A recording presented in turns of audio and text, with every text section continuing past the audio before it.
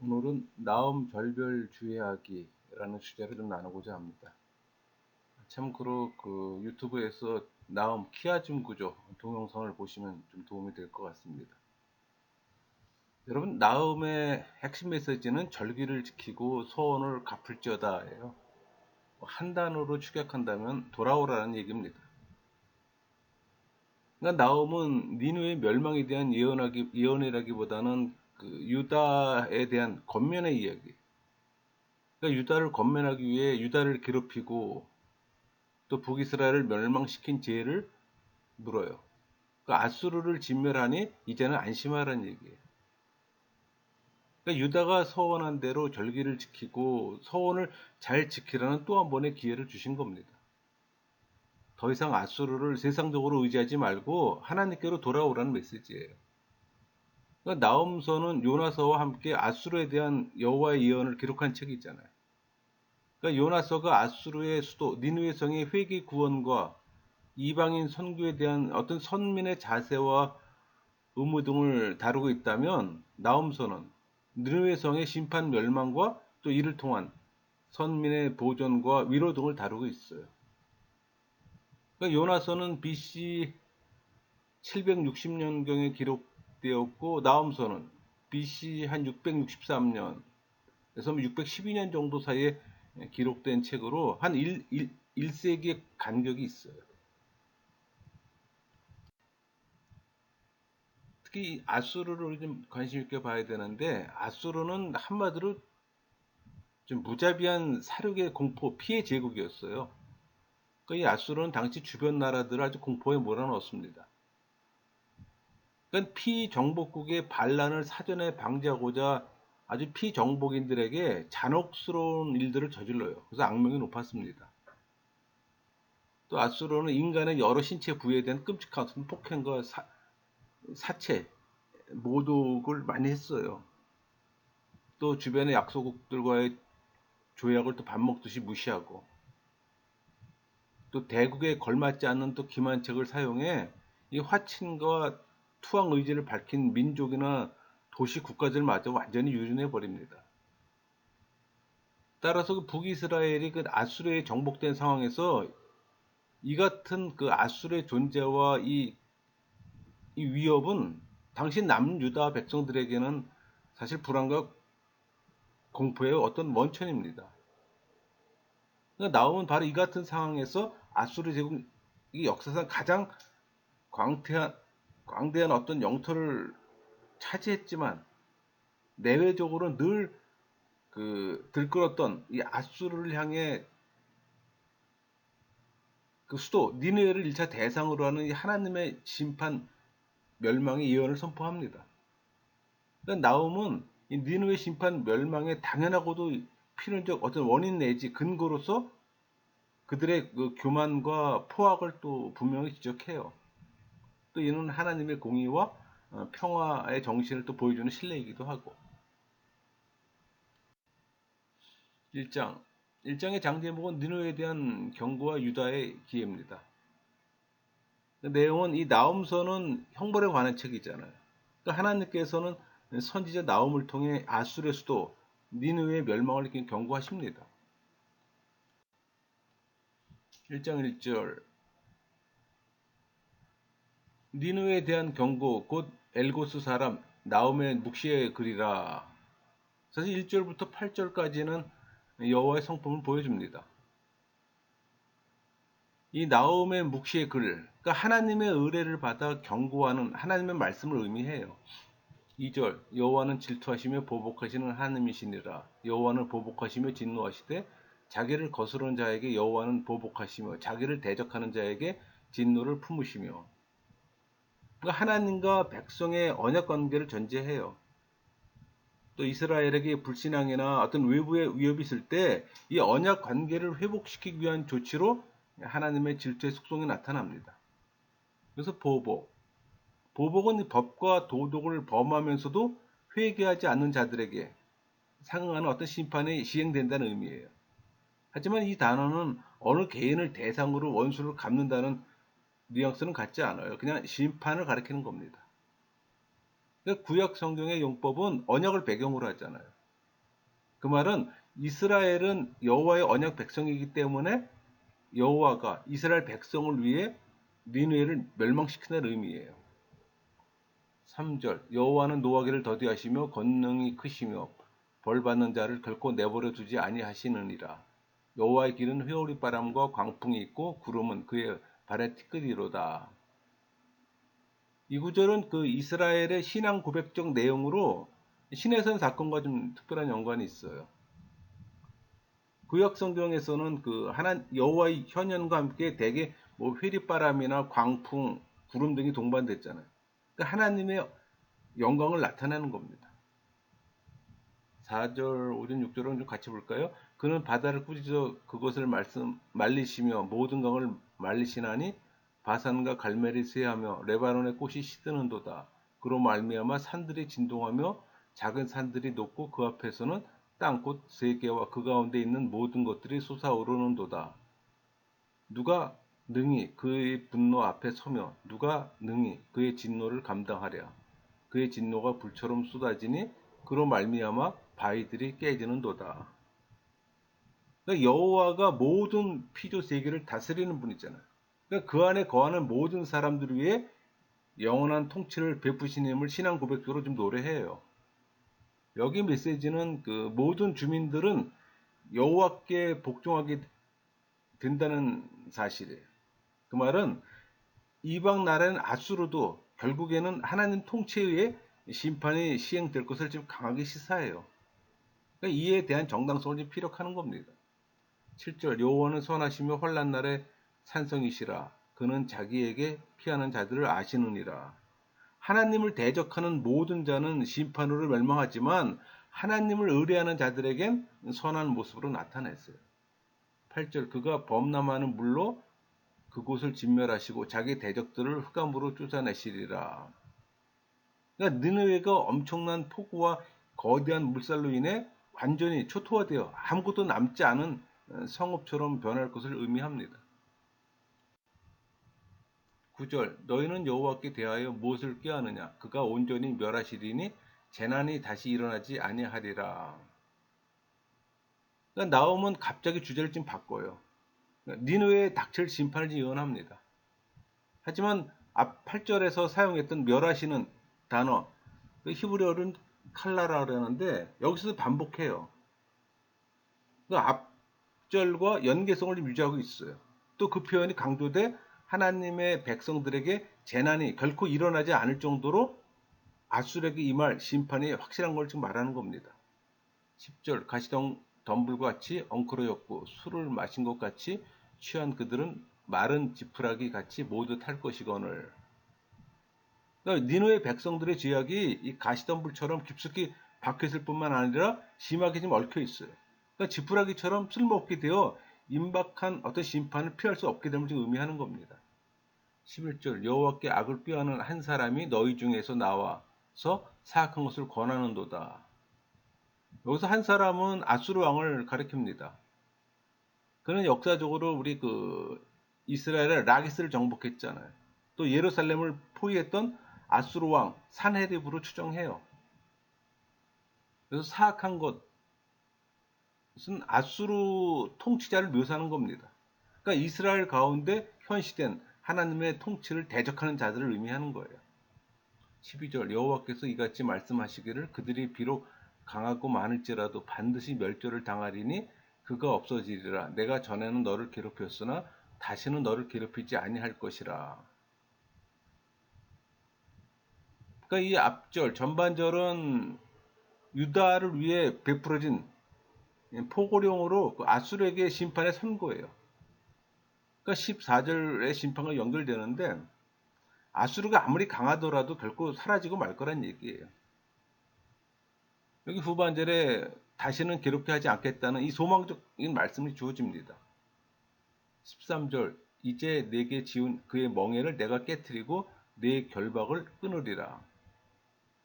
여호와는 아수르의 억압을 끝장내고 유다의 멍에를 풀어주겠다는 그 확신을 지키는 겁니다. 14절 나 여호와가 네게 대하여 명령하였나니 네 이름이 다시는 전파되지 않을 것이라. 내가 내 신들의 집에서 새긴 우상과 부은 우상을 멸절하며 내 무덤을 준비하리니 이는 내가 쓸모없게 되었음이라. 그 아수르인들은 그 잡다한 신들이 많이 섬겼어요. 또 그 신전을 중심으로 모든 삶이 이루어졌고. 그런데 이런 것들이 사라진다는 거예요. 그러니까 현실적으로 아수르의 신들이 무능력하고 가치 없다는 사실을 증명하는 겁니다. 더욱이 여호와께서 니느웨 왕의 묘소를 어떻게 선택하신다는 것은 니느웨 왕이 자신에 대해 내리는 평가와는 달리 실제적으로는 그리 중요한 존재가 아니라는 걸 부각시키는 거예요. 15절 볼지어다 아름다운 소식을 알리고 화평을 전하는 자의 발이 산 위에 있도다. 유다야 내 절기를 지키고 내 서원을 갚을지어다. 악인이 진멸되었으니 그가 다시는 내 가운데로 통행하지 아니하리로다 하시니라. 그러니까 남유다를 향해 신앙의 갱신을 촉구하고 또 남유다 해방을 예언하는 내용이에요. 그러니까 여호와께서는 유다 백성에게 절기와 서원을 지키라고 명령합니다. 하나님께서 이 대적 아수르를 멸망시킴으로써 유다가 누리게 될 이 화평이 그들이 하나님의 자녀로서 누릴 권리라 한다면 절기와 서원을 지키는 것은 또 그들에게 부과된 의무라고 말할 수 있어요. 2장의 장제목은 하나님의 주권에 의한 니느웨의 멸망이에요. 그러니까 니느웨가 타국의 침략으로 비참하게 멸망당하고 그 백성들은 낙심하고 또 니느웨의 교만한 장병들이 패배할 것을 예언하는 내용이 2장의 내용이에요.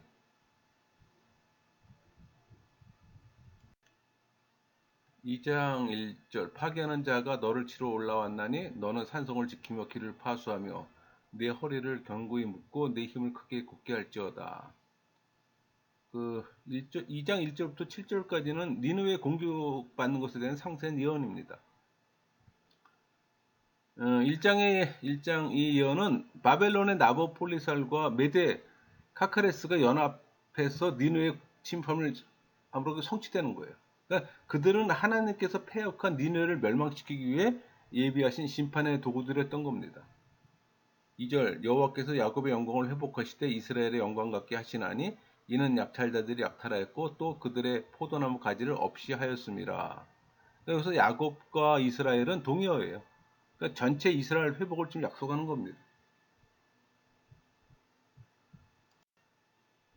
2절 2장 3절 4절은 좀 같이 볼까요? 그의 용사들의 방패는 붉고 그의 무사들의 옷도 붉으며 그 향호를 버리는 날에 병거의 새가 번쩍이고 노송나무 창이 요동하는도다. 그 병거는 미친 듯이 거리를 달리며 대로에서 이리저리 빨리 달리니 그 모양이 햇불 같고 빠르기가 번개 같도다. 그러니까 붉은색 군복을 입고 이 번쩍이는 창을 들고 병거를 타고 침입하는 바벨론과 메대 군사들의 모습을 지금 상징하는 겁니다. 그러니까 나오면 마치 그 군인들이 이미 유다의 성읍 거리와 광장에 와 있는 듯한 표현이에요. 그러니까 이런 표현은 심판의 어떤 필요성을 나타내요. 또 병거와 달리는 모습이 매우 찬란하게 묘사되는 것은 그들의 무기와 전술이 뛰어나다는 사실을 의미한다기보다는 전능하신 하나님께서 니느웨의 사람들이 감당할 수 없을 만큼의 강한 힘을 침입자들에게 주시리라는 암시예요. 게다가 적들의 공격은 광야의 전투에서 가장 강력한 힘을 발휘했던 병거로 이루어집니다. 이 병거는 이 시대로 말하면 탱크예요. 그러니까 보병과 탱크의 싸움에서는 비교가 안 됐잖아요. 마찬가지로 병거와 일반 보병과의 싸움에서도 비교가 안 되는 겁니다. 5절 그가 그의 존귀한 자들을 생각해내니 그들이 엎드러질 듯이 달려서 급히 성에 이르러 막을 것을 준비하도다. 여기서 존귀한 자들, 이들은 메대 바벨론 연합군으로 성벽을 점령하려고 달려드는 어떤 침략군의 모습을 또 묘사합니다.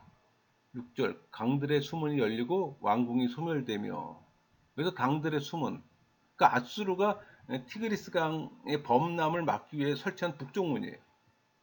그러니까 니누의 성의 성벽은 홍수로 인해 무너져 내리고 그 사이에 바벨론의 공격군에게 침략될 것을 보여주는 거예요. 7절 정한 대로 왕후가 벌거벗은 몸으로 끌려가니 그 모든 시녀들이 가슴을 치며 비둘기같이 슬피 우는도다. 그 아수르 백성이 처절하게 끌려가는 모습을 지금 연상시키는 겁니다. 8절 니누에는 예로부터 물이 모인 못 갔더니 이제 모두 도망하니 서라 하나 돌아보는 자가 없도다.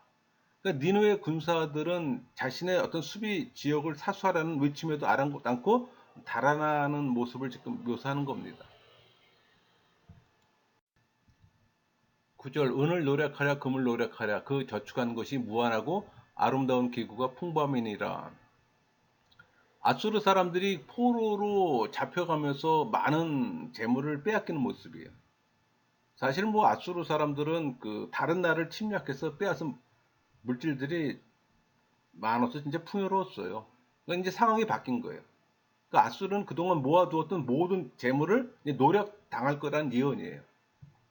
10절 니누에가 공허하였고 황폐하였도다. 주민이 낙담하여 그 무릎이 서로 부딪히며 모든 허리가 아프게 되며 모든 낯이 빛을 잃도다. 그러니까 아수르의 황량한 상태를 지금 강조하는 겁니다. 그러니까 육체가 변하는 모습을 통해 심리 상태를 표현하는 거예요. 그러니까 히브리시에서 찾아볼 수 있는 아주 일반적이고 두드러진 특징이기도 합니다.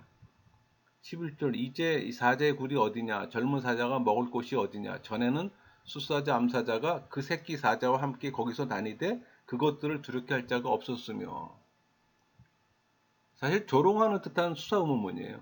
앞에서 전개된 이 니누의 그 멸망 모습을 보다 풍성한 은유적 표현으로 좀 소개하는 겁니다. 그러니까 니누의 유형을 비유하는 사자는 멸망을 가져다주는 어떤 세력을 상징하는 전형적인 표현이에요. 그러니까 아수르가 유다를 향해 여호와의 심판을 실행하는 중재로 언급될 때 사용되기도 했습니다.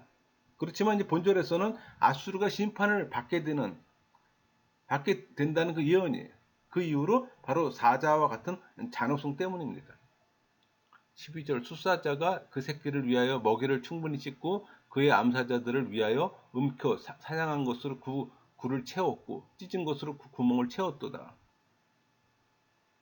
그 아수르인들이 가지고 있던 이 잔인성을 사자의 상태에서 좀 빗대어 묘사합니다.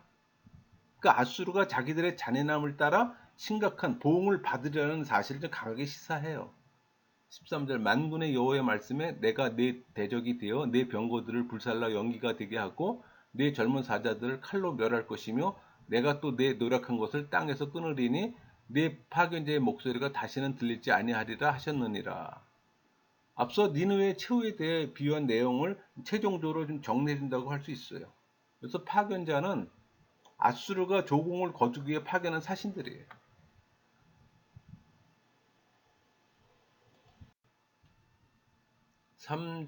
3장의 장 제목은 그 처참한 니느웨의 최후입니다.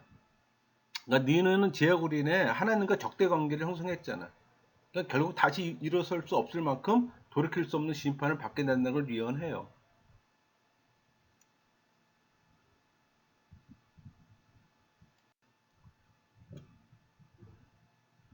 1절 화이슬 진저 피의 성이요 그 안에는 거짓이 가득하고 포악이 가득하며 탈취가 떠나지 아니하는도다.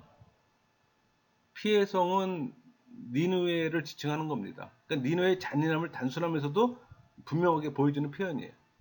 2절 휙휙하는 채찍 소리, 윙윙하는 병거 바퀴 소리, 뛰는 말 달리는 병거. 그러니까 니느웨를 공격하는 자들의 어떤 위험과 이들에 의해 이루어질 이 가공할 심판 대행 장면을 좀 묘사하는 거예요. 3절 충돌하는 기병, 번쩍이는 칼, 번개 같은 창, 죽임당한 자의 때, 죽음의 큰 무더기, 무수한 시체요. 사람이 그 시체에 걸려 넘어지니. 그러니까 니느웨 성을 침략하는 군사 행동과 또 그로 말미암는 참혹한 결과를 함축적이고도 인상적으로 표현하고 있어요. 그러니까 니느웨 성을 공격하는 군사들의 어떤 위용에 대한 시적 표현이에요. 4절 이는 마술에 능숙한 미모의 음녀가 많은 음행을 함이라. 그가 그의 음행으로 여러 나라를 미혹하고 그의 마술로 여러 족속을 미혹하느니라. 그래서 음행에 대한 성경적 개념은 다양해요. 음행은 물론이고 반역, 불성실, 더러움을 뜻하기도 합니다. 그러니까 니느웨가 망하게 될 이 결정적인 원인은 거짓되고 부정한 방법으로 악한 힘을 발휘했다는 데 있어요. 5절 6절 같이 볼까요? 보라 내가 내게 말하노니 만군의 여호와의 말씀에 내 치마를 걷어올려 내 얼굴에 이르게 하고 내 벌거벗은 것을 나라들에게 보이며 내 부끄러운 것을 민족에게 보일 것이요 내가 또 가증하고 더러운 것들을 네 위에 던져 능욕하여 너를 구경거리가 되게 하리니.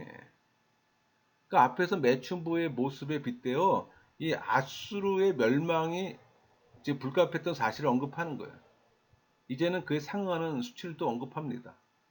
7절 그때 너를 보는 자가 다 내게서 도망하며 이르기를 니느웨가 황폐하였도다. 누가 그것을 위하여 애곡하며 내가 어디서 너를 위로할 자를 구하리오 하리라. 그러니까 여호와의 판결에 대한 애곡으로 일단락합니다. 여기서 이 언급된 애곡은 비통함이 아닌 이 멸절의 상태를 확인하고 나타나는 놀라움이에요. 그러니까 이 예언대로 니느웨는 완전히 사라졌고 결코 재건되지 못했어요. 역사상 아수르만큼 완벽하게 약탈과 노력을 당했던 나라는 아마 없을 거라고 합니다.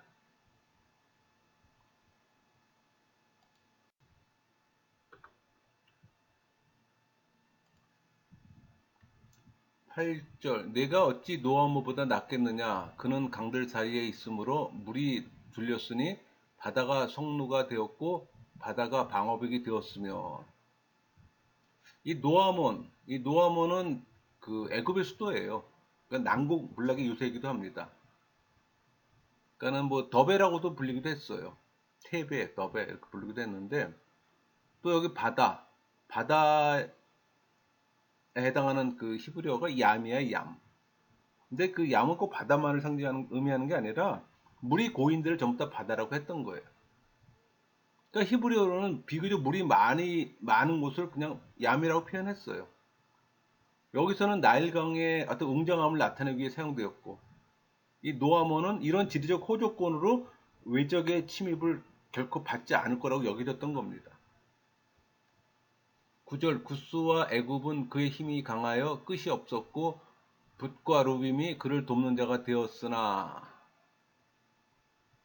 그러니까 나일강 상류, 그러니까 현대 지금으로 보면 에디오피아예요. 그러니까 에디오피아 왕조를 가리키는 것이 구스예요. 히브리어로 쿠시 그러는데, 그러니까 구스와 애굽이 동맹을 모색하는 거예요. 과거에 누렸던 지금 명망을 회복하게 되는 겁니다. 10절 그가 포로가 되어 서로 잡혀갔고 그의 어린 아이들은 모퉁이 메어침을 당하여 부서졌으며 그의 존귀한 자들은 제비 뽑혀 나뉘었고 그의 모든 권세자들은 사슬에 결박되었나니. 그러니까 포로나 이 길모퉁이의 메어침을 당하는 모습은 앞에서 했던 어떤 니느웨에 대한 심판의 경고를 지금 반복하는 거예요. 그러니까 아수르가 피정복 민족들의 어떤 존귀한 자들을 취급한 이 역사적인 사실은 니느웨에 부여했던 자들이 처하게 될 운명과 지금 비교가 되는 겁니다. 근데 이런 사실이 다른 역사적 기록에는 나타나 있지 않아요. 그러니까 아수르와 애굽의 전쟁을 다룬 구약성경 기사를 통해서 우리는 짐작할 수가 있는 겁니다. 11절 너도 술에 취하여 스물이라 너도 원수들 때문에 피난처를 찾으리라. 그러니까 당대 용맹하기로 그지없었던 아수르의 군사들과 이 백성들이 니느웨 성을 지키기 위해 싸우기는커녕 목숨을 건질 방도를 찾아 도망가기에 바쁠 거라는 것을 의미하는 거예요. 12절 내 모든 산성은 무화과 나무에 처음 익은 열매가 흔들리기만 하면 먹는 자의 입에 떨어짐과 같으리라. 그러니까 니느웨의 견고한 산성이 하나님의 위임을 받고 쳐들어오는 바벨론과 메대의 군사들에게 결코 장벽이 될 수 없다는 거예요. 13절 내 가운데 장정들은 여인 같고 내 땅의 성문들은 내 원수 앞에 넓게 열리고 빗장들은 불에 타도다. 이 13절은 결정적인 순간에 아수르가 나약한 국력을 갖게 될 것을 보여줘요. 그러니까 나라를 지켜야 할 군사들은 여인처럼 연약해 외적을 막아내는데 아무 쓸모가 없게 되는 거예요. 그러니까 니느웨 성 안으로 들어갈 수 있는 통로는 적의 침입 앞에 그냥 힘없이 열려지는 겁니다. 14절 너는 물을 길어 에워싸일 것을 대비하며 너의 산성들을 견고하게 하며 진흙에 들어가서 흙을 밟아 벽돌 가마를 수리하라. 그러니까 바벨론과 메대의 군사들에 의해 니느웨 성이 완전히 포위돼요. 그러니까 산성들이 훼손되리라는 것을 설득력 있게 표현하는 거예요. 그러니까 이런 권고를 하는 것은 니느웨가 임박한 전쟁에 대비해 성을 아무리 견고하게 한다 할지라도 아무 소용이 없다는 뜻이 내포돼 있어요. 15절 거기서 불이 너를 삼키며 칼이 너를 베기를 느치가 먹는 것 같이 하리라. 내가 느치같이 스스로 많게 할지어다. 내가 메뚜기같이 스스로 많게 할지어다. 그러니까 니느웨 사람들이 아무리 느치와 메뚜기같이 많아져도 멸망당하여 말 것이라는 어떤 풍자적인 내용이에요. 16, 17 같이 볼까요? 내가 내 상인을 하늘의 별보다 많게 하였으나 느치가 날개를 펴서 나랑과 같고 내 방백은 메뚜기 같고 너의 장수들은 큰 메뚜기 떼가 추운 날에는 울타리에 깃들였다가 해가 뜨면 날아간 것 같으니 그 있는 곳을 알 수 없도다. 그러니까 니느웨를 어떤 메뚜기 떼에 비유해서 그들이 아무리 번창할지라도 마치 메뚜기 떼가 그 허물을 벗고 날아가 버리듯이 그들의 번성이 아무런 소용이 없음을 지금 말하는 겁니다. 18절 아수르의 왕이여 내 목자가 자고 내 귀족은 누워쉬며 내 백성은 산들에 흩어지나 그들을 모을 사람이 없도다. 그러니까 백성이 흩어지고 더 처절하게도 그들의 기업할 만한 지도자가 없음을 지금 예고해요. 그러니까 19절 내 상처는 고칠 수 없고 내 부상은 중하도다. 내 소식을 듣는 자가 다 너를 보고 손뼉을 치나니 이는 그들이 항상 내게 행패를 당하였음이 아니더냐 하시니라. 그러니까 니느웨의 멸망 상태는 치료할 수 없는 병자에 지금 비유하는 거예요. 그러니까 니느웨는 주변 국가들로부터 동정을 받거나 협조를 받기는커녕 도리어 큰 기쁨이 될 겁니다. 왜? 주변 국가들이 모두 니느웨의 침략을 받았던 경험이 있었잖아요. 그러니까 니느웨의 멸망은 이웃 나라들의 완전한 해방을 또 의미하기도 해요. 끝으로 그 하나님께서는 당신께서 니느웨를 멸하시는 것은 결국 당신의 백성인 남유다 선민의 보존과 평화를 위한 것임을 명시적으로 밝히고 있어요. 그러니까 여호와께서는 궁극적으로 당신의 택하신 백성들의 어떤 그 구원과 축복을 위해 온 세상의 역사를 이끌어 나가고 계신다는 진리를 다시 한번 명시하는 책이 나움서예요. 말씀을 마치겠습니다.